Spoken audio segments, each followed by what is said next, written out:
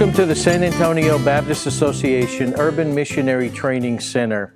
In this video, we'll be talking about church planting in other contexts. When I was a missionary in Mexico City, I was working on my doctorate in missions and evangelism. One of the parts of my study in my doctorate degree was putting together a project called Developing a Church Planting Institute among the middle-class population segment of Mexico City. That sounds like a mouthful, but we were trying to reach our population segment that we were targeting in Mexico City. What I'm going to present to you in this video and the subsequent video are the results of my research in studying our people group, studying our worldview, and then looking at why we should continue to plant new churches.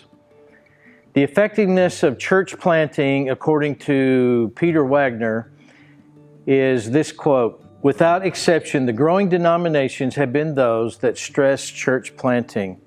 The Southern Baptist Convention over the decades has grown to the largest Protestant organization in the United States, primarily because it continues to plant new churches."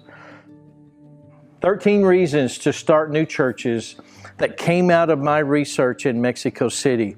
In this video, I want to present 1 through 7. New churches grow quicker than established churches. The reason new churches grow quicker than established churches is because they have to survive.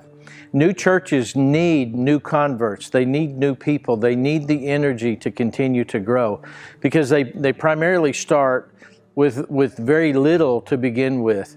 But older established churches sometimes can lose the purpose for which they exist. They forget why they exist and they get into ruts. They get into certain habits that do not produce growth. But new churches grow quicker than established churches. New churches evangelize better than established churches.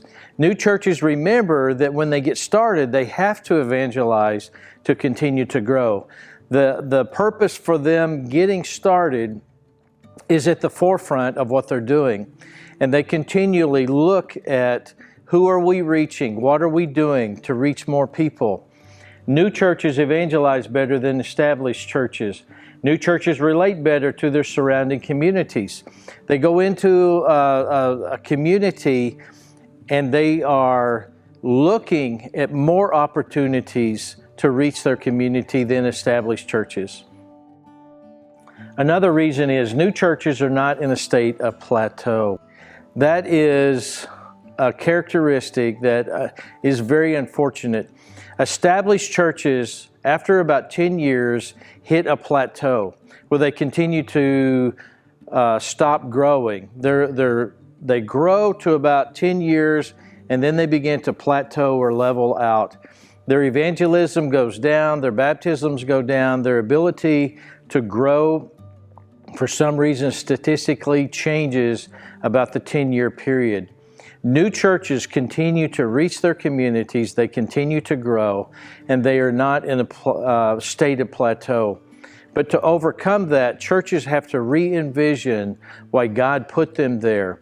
And to continue to grow after a 10-year period for established churches becomes a little more difficult than it does for a new church. It can be done, but it must take intentional leadership in order to overcome that state of plateau. New churches provide more opportunities to become involved. There are more opportunities in a new church than there are established churches, because in an established church for many years, all the positions of leadership and all the places to fit in seem to already have been taken. When someone goes to an established church, many times it is harder for them to find a place to fit. But in a new church, new churches typically overall have become more welcoming because they want people to come. They want people to be involved. They need new people, new converts, new believers to be a part of the growing church. New churches allow for more places of service. As a new church expands, as a new church grows, it needs new leaders. New leaders are vitally important.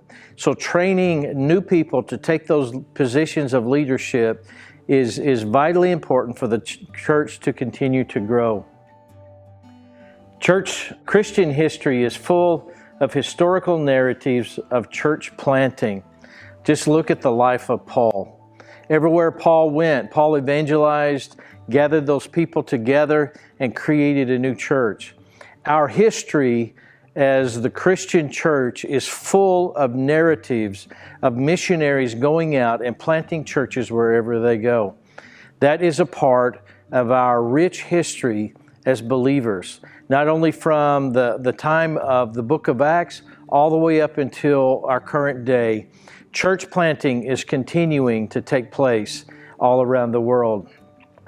These are reasons 1 through 7. In the next video, we'll look at 8 through 13. I hope to see you in the next video.